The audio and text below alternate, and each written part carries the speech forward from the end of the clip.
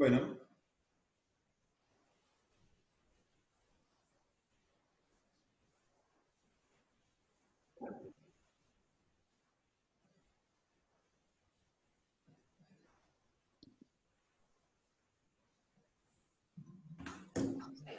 bueno, entonces estábamos en saliva. ¿Saliva o entraba?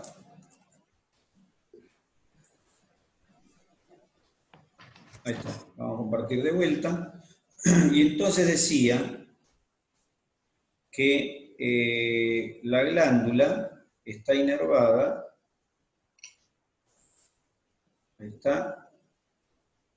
¿Ahí estoy compartiendo? Está negro. Por ahora no. Está negro. Qué momento. No comparte nada. Otra vez sopa. Vamos de vuelta. Rápido. A ver.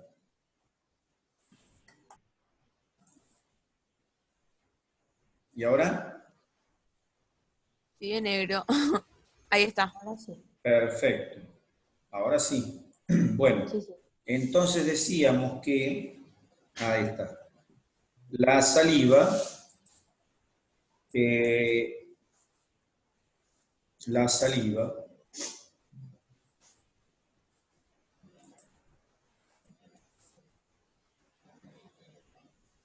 bueno, entonces la saliva, la estimulación, sí, la inervación, entonces la glándula está formada por esos acinos, ¿no es cierto? Es decir, por conjuntos de células que forman esas bolas. Y esos acinos tienen conductos, que son los conductos acinares, ¿no es cierto?, que se van uniendo, esos conductos acinares se llaman intercalares, después se llaman estriados, después está el conducto excretor propiamente de la glándula, pero no importa, el tema es que tengo los conductos acinares, y esos conductos terminan abocándose en la boca, casualmente, abriéndose en la boca. Ahora, las glándulas una estructura que ahí está, más o menos dibujé algo por el estilo para que quede, pero estaba todo enmarañado con lo que habíamos dibujado antes, así que lo separé ahí para que quede claro. Ahí veo una estructura, ¿ven?, de varios acinos concurriendo con sus conductos hacia conductos más grandes. Cada unidad de conjuntos de acinos se llama salivón, el salivón. Bueno, los salivones, entonces, son los encargados de recoger la saliva que fabrican las glándulas. Las glándulas están inervadas por el sistema nervioso parasimpático, tienen inervación simpática también, pero esa no la voy a mencionar, sino que menciono solo la inervación parasimpática. Entonces, que son axones que llegan a las glándulas por medio de estos nervios que mencioné antes, o sea, el nervio glosofaríngeo y el facial. Las glándulas salivales que nosotros mencionamos son estas tres, pero hay glándulas salivales chiquititas, pequeñas, acinos, en toda la boca. La lengua tiene algunas glándulas salivales chiquititas, el paladar también, la mejilla.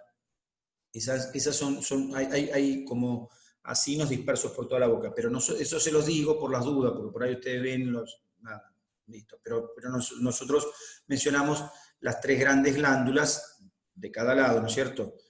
Parótida, sublingual, submaxilar. Ahora, estas glándulas secretan, normalmente, tienen una secreción basal de más o menos unos 0,5 mililitros, en total, ¿no es cierto? 0,5 mililitros por minuto más o menos secretan estas glándulas, o sea, ustedes calculen por minuto, o sea que en 60 minutos son 3 mililitros por hora, ¿no es cierto? O sea, un poquito, ¿no es cierto? Entonces, 3 mililitros por hora, esto es la secreción basal, pero, lo que les decía, si ustedes quieren aumentar la salivación, no lo pueden hacer ustedes pensando, no se puede, bueno, voy a salivar un poco más, voy a fabricar un poco más de saliva.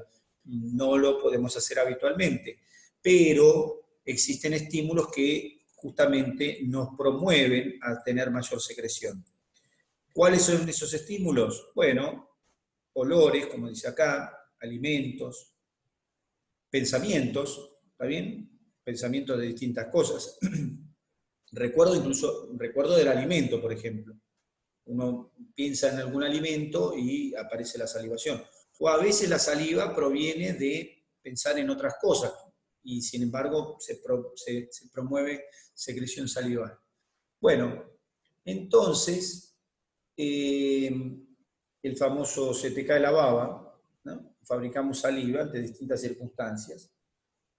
Entonces fabricamos saliva por acción, decimos, pero principalmente quien modula esa secreción, quien lleva la información para que se secrete saliva, es el sistema nervioso parasimpático, que utiliza como neurotransmisor la acetilcolina. O sea que ahora ya entendemos cuál es el concepto de la palabra neurotransmisor, porque habíamos contado algo, sin embargo, bueno, lo vamos a ir machacando, ¿no es cierto? Entonces, los axones, como dijimos, una neurona, ¿cómo funciona? Recibe estímulo, se despolariza y emite un neurotransmisor, ¿está bien? Es la forma habitual de funcionamiento. Después vamos a ver algunas cosas más cuando veamos nerviosos, pero por ahora nos queda este concepto. Recibe estímulo, se despolariza y emite un neurotransmisor. Bueno, las neuronas estas del sistema nervioso parasimpático reciben estímulos, olores,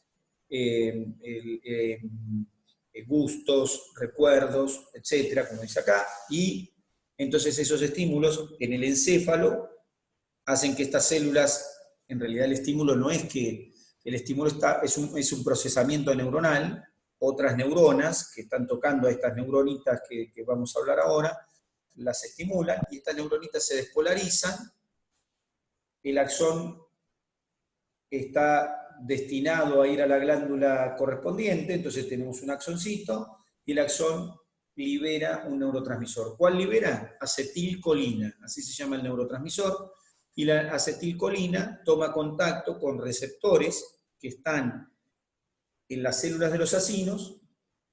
¿Y qué hace la acetilcolina con esos receptores? Modifica la entrada de calcio a la célula, y al entrar calcio a la célula, el citoesqueleto que sostiene esto lo explico, me tomo el trabajo 2 minutos, porque esto vale para todas las secreciones. ¿Cómo es una secreción glandular?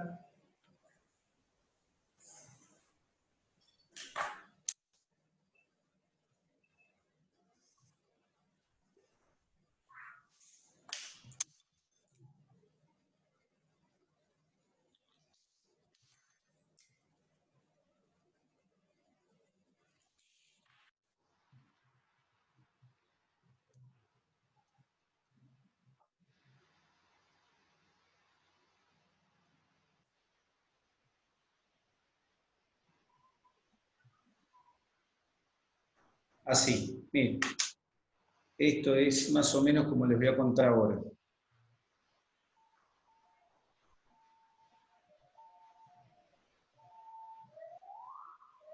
Habitualmente, las células glandulares contienen en su interior gránulos, como habíamos contado, que tienen adentro sustancias.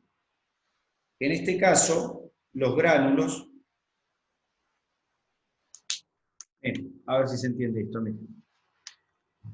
El gránulo acá está dibujado de color naranja y adentro, perdón, el gránulo, la vesícula que contiene los gránulos está pintado de color naranja. Adentro están los gránulos naranjitas. Pongámosle que estos gránulos son de tialina, ¿está bien? De la molécula tialina, que era una proteína secretada en la saliva. Perfecto. Entonces ahí tengo tialina. Ahí tengo un axón, también de color naranja, bueno, porque ya no tenía otro color acá a mano, y el axón está liberando una sustancia de color negra. Ese axón libera una sustancia que ahí está de color negro. La sustancia le llamo acetilcolina.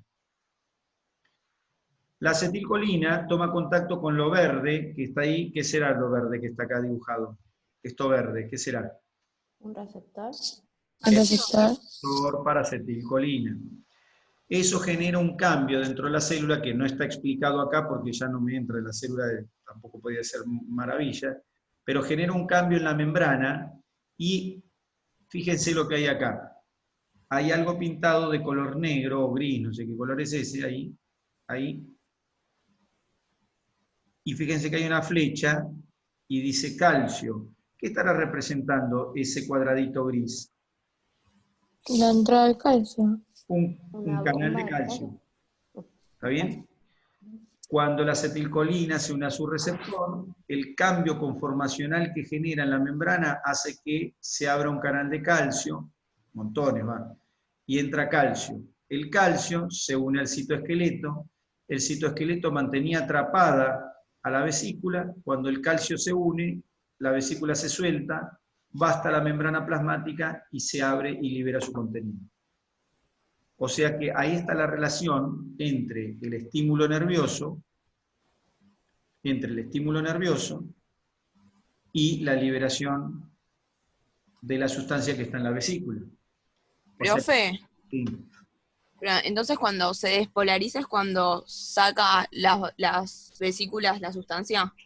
Bueno, esta célula no es que se despolariza, cambia la conformación de la membrana. Esta no se despolariza específicamente, pero algo por el estilo, sí, cambia la conformación de su membrana. Entonces tengo la célula, recibe un neurotransmisor, el neurotransmisor toca al receptor, el receptor modifica la membrana adyacente, pero en vez de despolarizarla, lo que hace es abrir canales de calcio. Entra calcio a la célula, el calcio se une al citoesqueleto, que son proteínas, que tienen atrapados las vesículas, las tienen abrazadas. Cuando el calcio se une, las sueltan, las vesículas viajan hasta la membrana plasmática, y como la membrana plasmática está hecha como la membrana plasmática está hecha de una membrana parecida, entonces pasa que esto pasa. ¿Sí? La membrana, entonces, la vesícula cuando es soltada, se libera, va hasta la membrana, se funde con ella y el contenido se libera al exterior.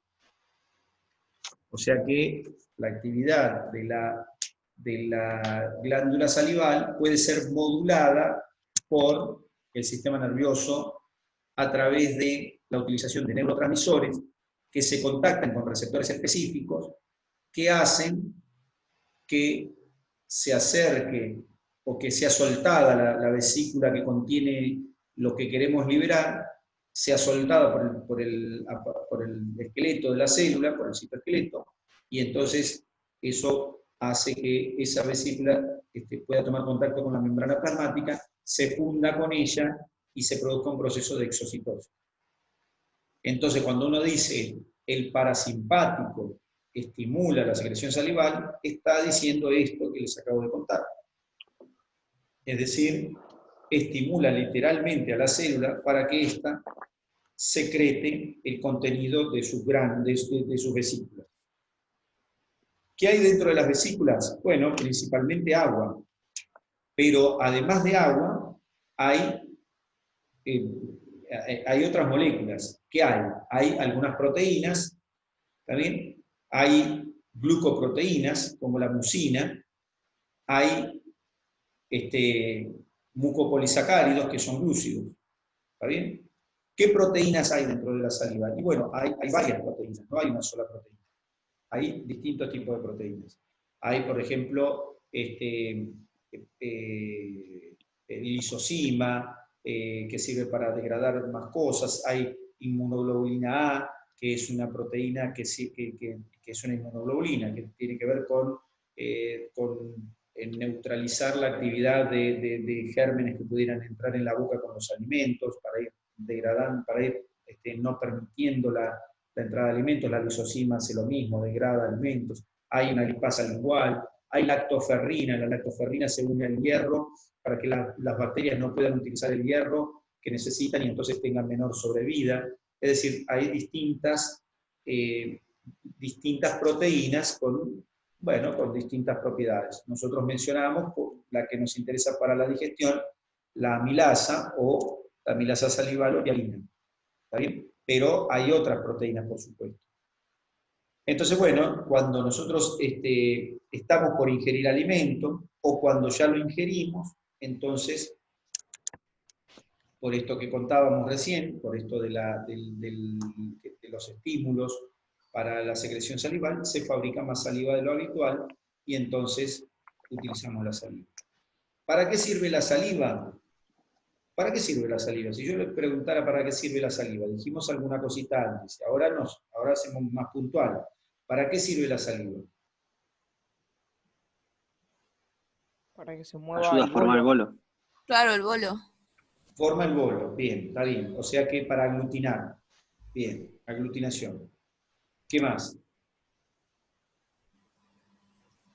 Un poco de degradación. Claro. Un poco de degradación, perfecto. Digestión, se le llama. ¿Está bien? Digestión química. Bien. De hidratos de carbono para lo que sirve la amilasa. Digestión química, perfecto. ¿Qué más? Para que pueda pasar por la laringe. Lubricación. Lubricación. Esas tres, perfecto. Hay una más que está relacionada, que me interesa por ahí que tengan idea, que es el gusto. Se necesita humedad en la boca para que las papilas gustativas perciban el gusto. Entonces, el gusto. Y luego tiene actividad, como decíamos, antibacteriana, por acción de la inmunoglobulina A, por acción de la inmuramidasa, por acción del lisocima, es decir, tiene acción antibacteriana.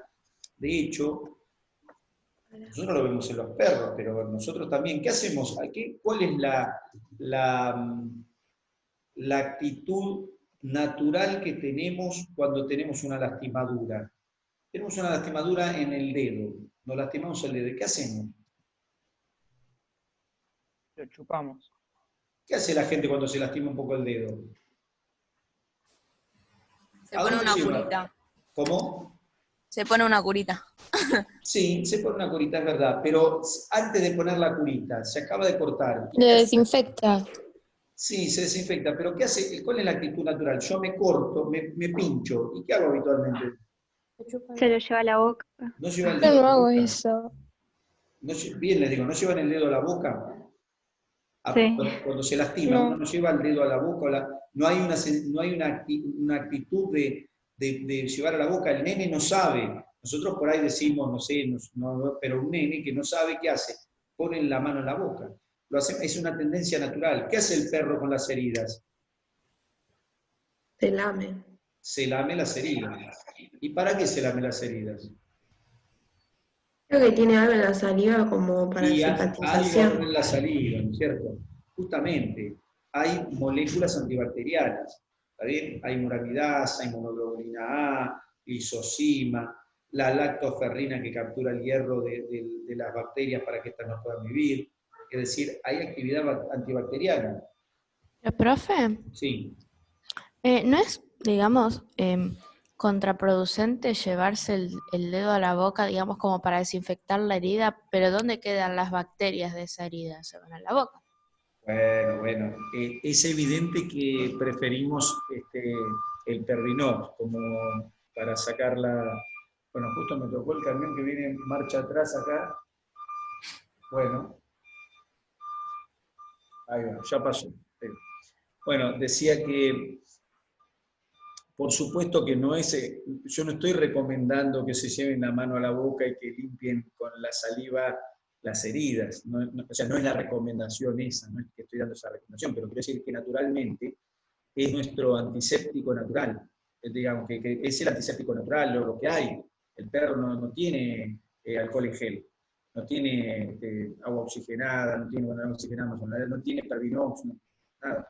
Estoy hablando que la naturaleza nos provee de un mecanismo de defensa básico, por supuesto, que en la boca también tenemos nuestro propio germen que se llama flora saprófita, o flora, la flora normal de la boca, y que eso también tiene bacterias, por supuesto.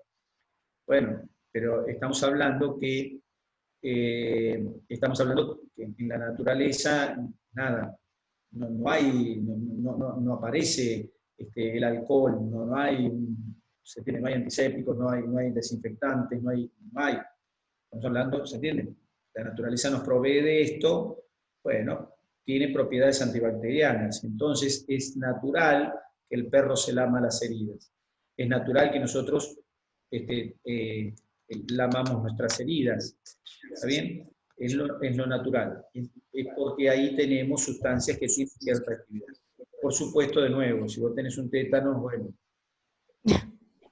¿qué va a hacer? No funciona, ¿se entiende? O sea, tiene una funcionalidad relativamente ahí. Es como la inmunoglobulina o los mecanismos que tenemos en la piel. Bueno, sí, está bien, tenemos algunos mecanismos, pero se puede infectar la piel, sí.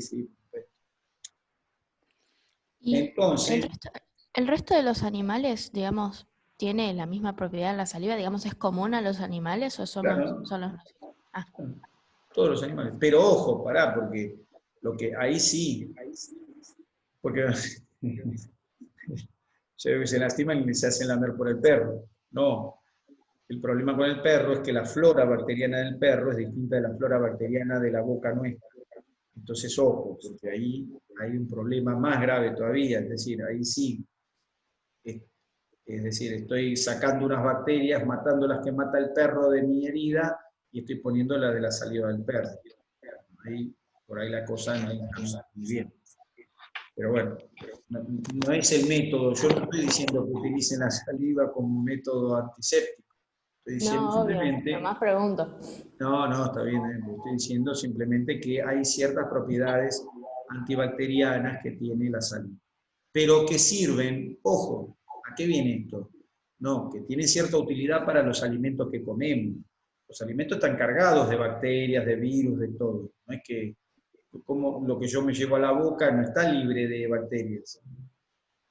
Nada, está lleno de las bacterias del ambiente, todo. Entonces, bueno, nosotros comemos y en parte ya empieza la actividad de la lactoferrina, de la lisozima, de la inmunoglobulina A.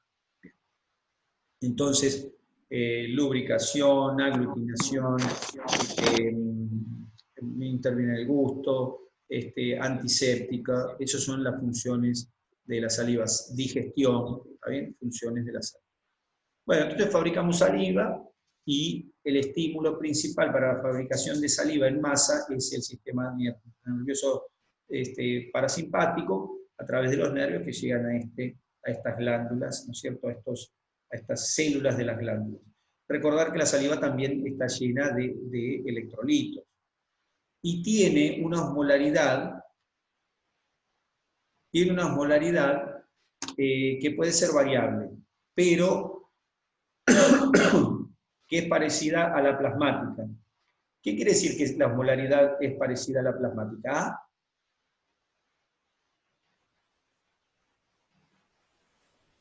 Que las concentraciones de moléculas osmóticamente activas es similar a la concentración de las moléculas osmóticamente activas del plasma. Ahora, ¿son las mismas moléculas las que están en el plasma que en la saliva? Sí, pero las proporciones son las mismas, no. Por ejemplo, quien da la mayor, quien interviene en la mantención de la osmolaridad plasmática en mayor medida es el sodio. Sin embargo, en la saliva hay un poco menos de sodio y hay un poco más de potasio. O sea que la osmolaridad de la saliva no está necesariamente representada por las mismas estructuras que en el plasma, pero en la osmolaridad, que es esa capacidad de atraer agua, es decir, por la presencia de moléculas que son osmóticamente activas, la osmolaridad es similar a la del plasma. Y la osmolaridad puede variar de acuerdo a la cantidad de saliva que se secreta. Si le damos tiempo a la saliva, o sea, la saliva que fabricamos normalmente, si le damos tiempo a la saliva para que se reabsorban de la secreción en los tubos de los conductos, en los tubos de las glándulas, si le damos tiempo para que se reabsorba material, entonces la saliva sale más diluida, tiene menor cantidad de moléculas osmóticamente activas y la osmolaridad es menor. Pero si estamos fabricando saliva, entonces perdemos más moléculas osmóticamente activas y la osmolaridad es mayor. En realidad no me interesaba eso, lo que me interesaba era incluir el concepto de osmolaridad para que lo trabajáramos otra vez, porque lo vamos a ir trabajando con distintas cosas, entonces lo vamos trabajando. Entonces, la osmolaridad, el concepto es, la osmolaridad del plasma es similar a la de la saliva, sí, ese es el concepto, por ahora. Pero, entonces el concepto de osmolaridad. ¿Por qué está dada esa osmolaridad? Por las moléculas osmóticamente activas que tiene esa saliva. ¿Está bien? Los glúcidos que tiene, de las glucoproteínas que tiene, algunas proteínas, las proteínas también tienen actividad osmótica, es decir, las estructuras que estoy metiendo en esa saliva tienen una capacidad osmótica, y entonces esa saliva tiene una osmolaridad, y entonces la mido, y entonces veo que es parecida a la de... Bueno, por último, nosotros decimos que, habíamos contado, para la digestión, esto no sé, lo habíamos contado hace rato, pero ahora lo repetimos, la digestión es un doble proceso, la digestión. Es un doble proceso, es un proceso químico y un proceso mecánico. ¿Ven? Ahí está, digestión química y digestión mecánica. En la boca se producen los dos, digestión mecánica y digestión química. ¿Por qué cosa está dada la digestión mecánica en la boca? Eso les pregunto a ustedes. Los movimientos del Bien. maxilar. La masticación. La masticación. Está bien. La masticación es la digestión mecánica, es decir, es el llevado a la menor, al menor tamaño posible de las grandes estructuras que masticamos, ¿no es cierto? Las llevamos al menor tamaño posible, que no es muy chico, pero bueno, pero es lo que hay, digamos. Y la digestión química está dada por ¿qué? En la saliva. Por la presencia de Enzimas. enzimas, Por la milasa. la milasa principalmente. La tialina también es una enzima, pero tiene menor actividad. También hay ribonucleasas, es decir, no, hay algunas otras enzimas también, pero la que nos interesa es la tialina, en la que se fabrica mayormente. Hay algunas proteasas, alguna ribonucleasa. Si yo digo proteasa, ¿para qué servirá? ¿Para degradar qué? Proteínas. Proteína. Si digo ribonucleasa, ¿para qué servirá? Ribonucleico. Claro. Para degradar ácidos nucleicos. Si digo amilasas, las amilasas que degradan. Las uniones del almidón. Degradan glúcidos. Degradan el almidón. El almidón. ¿Qué es el almidón? Hidratos de... no. Cadenas de carbono. Monosacárido. Son hidratos de carbono, sí. ¿Cadena de qué? Ok. ¿Cadena de? ¿Qué dijo? No son muchos monosacáridos. Son muchos monosacáridos, claro. Es un polisacárido el almidón. Esa sería está bien, la definición, es decir, molecularmente hablando, el almidón es un polisacárido, pero igual eso no me lo termina de definir. Y si es un polisacárido, tiene entonces muchos monómeros. Bien, perfecto. ¿De qué? Glucosa. Glucosa. De glucosa. Es un homopolisacárido. El almidón, ¿qué cosa? Es un homopolisacárido. Repetí. Es un homopolisacárido. Un homopolisacárido. ¿Y por qué un homopolisacárido? Porque está compuesto, digamos, del mismo... no me sale el Solo nombre. de Del mismo glucosa. monómero. Del mismo monómero. El mismo monómero. ¿Cuál es? La glucosa. Glucosa. El almidón entonces son cadenas de glucosa. Y si digo glucógeno, También cadenas de glucosa. también que Glucosa. son cadenas Está compuesta por digitales. Y si digo celulosa, No. No es lo mismo. ¿Sí? ¿y cuál es la diferencia entre estas moléculas? Almidón, almidón, celulosa, eh, eh, eh, glucógeno. ¿Cuál será la diferencia si el monómero es el mismo? La longitud de la cadena. Podría ser la longitud de la cadena, pero más que la longitud, ¿qué es? El La glucógeno unión. se usa de reserva. Sí, está bien, son de reserva, uno de reserva animal, los otros son de reserva vegetal. Pero ¿qué cosa? Una de sus uniones. las La uniones. unión, si es alfa, beta y dónde. Claro, las uniones. ¿Qué tipo de uniones son? ¿Qué carbonos son los que se unen y cuál es el tipo de unión que están teniendo? Miren la importancia que tiene eso. ¿La importancia cuál es? La importancia es que las enzimas reconocen las uniones. Entonces, como reconocen las uniones, degradan lo que les permiten esas uniones. La conformación, esas uniones dan una conformación espacial. Y esa conformación espacial es la que es reconocida por las enzimas. Por eso es que nuestras enzimas no pueden degradar celulosa, porque no reconocen, es lo mismo, es glucosa, pero ¿y por qué no la reconocen? Porque las uniones son distintas. O sea que las enzimas reconocen la molécula, pero además reconocen la forma espacial. Entonces, si la forma espacial es distinta, no podemos reconocer las moléculas. Y si no reconocemos las moléculas, entonces no las degradamos. Las enzimas. ¿De acuerdo? Bueno, entonces el almidón es degradado, ahí lo tenemos, ahí estoy compartiendo, ¿no? Sí. Perfecto. Pero que igual tengo que ver una cosa acá primero, ahí está, porque si no, no me va a grabar nada. Un segundo, ¿eh? Ya estoy con ustedes. Bueno, entonces el almidón, ahí está. Bueno, entonces el almidón, tiqui, tiqui, tiqui, tiqui, acá está, ahora sí.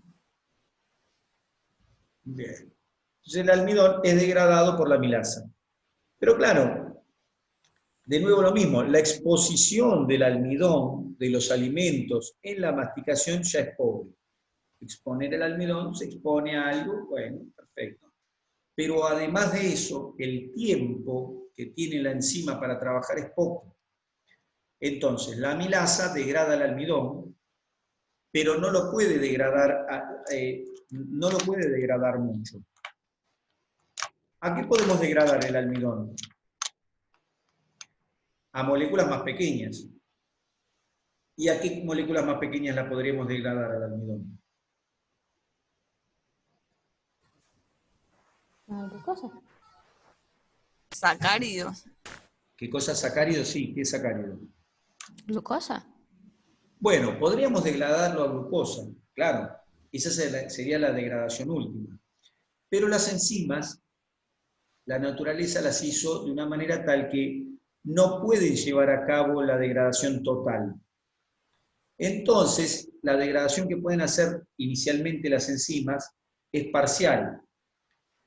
Entonces, la amilasa no puede llevar al almidón nunca a glucosa. Lo puede llevar a moléculas más pequeñas, como ¿cuáles? Dextrinas. Dextrinas. Dextrinas serían las moléculas a las cuales podemos ir. Ahí tenemos alfa-dextrinas. O maltosa, o maltotriosa. ¿Qué es la maltosa? Disacárido. Claro, eso. Un disacárido. Son dos moléculas de Glucosa. Glucosa. glucosa. Sí, está, mírenla ahí. Lo están viendo, ¿no? Sí. Bueno. ¿Y la maltotriosa qué es? De 3 de glucosa. Un trisacárido tiene 3 moléculas de glucosa. Y las alfa-dextrinas, no. Las alfa-dextrinas son variables. Pueden tener 5, pueden tener 8, pueden tener 9, es decir, las dextrinas son un grupo genérico de oligosacáridos que tienen algunos monómeros. ¿Está bien? Pero como ven, la amilasa no puede llevar el almidón a glucosa. No puede hacerlo. ¿Está bien? Para llevar el almidón a glucosa, para poder fabricar glucosa, voy a necesitar después dextrinasas, que van a degradar la dextrina, y que las van a degradar a disacáridos, y después voy a necesitar disacaridasas para degradar a monómeros. Como la amilasa no puede hacer eso, después lo vamos a repetir eso, pero por ahora lo vamos poniendo acá, pero por ahora, para que se vayan los conceptos ahí poniendo, entrando. Van entrando de a poco. El almidón, entonces, es atacado o es interaccionado con la amilasa, y se obtienen productos como maltosa, maltotriosa y alfa-dextrina. ¿Mucha cantidad? No. ¿Por qué no? Porque esta amilasa se inactiva en el estómago. ¿Por qué? Porque el pH del estómago es muy ácido. La consecuencia es que esta amilasa entonces tiene poca actividad, pero la actividad que tiene es esta, la que tiene una amilasa. Degrada un almidón a maltosa, maltotriosa y alfa-dextrinas. ¿Está bien? Ese es el fenómeno, la digestión química de la boca. Los triglicéridos pueden ser atacados por la lipasa lingual, que es más importante en los bebés. Para degradar, ¿qué sirve la lipasa lingual? Para degradar, ¿para qué sirven las lipasas? Degradan Lípidos. lípidos, más específicamente. Leche. Bueno, los lípidos pueden estar en la leche, pueden estar en churrasco, afuera. La leche no es un lípido, la leche es un compuesto que tiene lípidos. Bien. Los ácidos grasos. Bueno, los ácidos grasos... O sea, sería el producto. ¿Cómo? Que sería como el producto de la lipasa lingual, puede ser. El producto serían ácidos grasos, pero ahí viste lo que degrada. Degrada las lipasas, degradan triglicéridos. Está escrito acá. ¿Lo ven? La lipasa actúa sobre triglicérido. ¿Qué es un triglicérido? 3 acilgliceroles. Un glicerol con 3 ácidos grasos. Es glicerol más ácido graso, más 3 ácidos grasos. El glicerol es un alcohol que tiene ¿cuántos carbonos?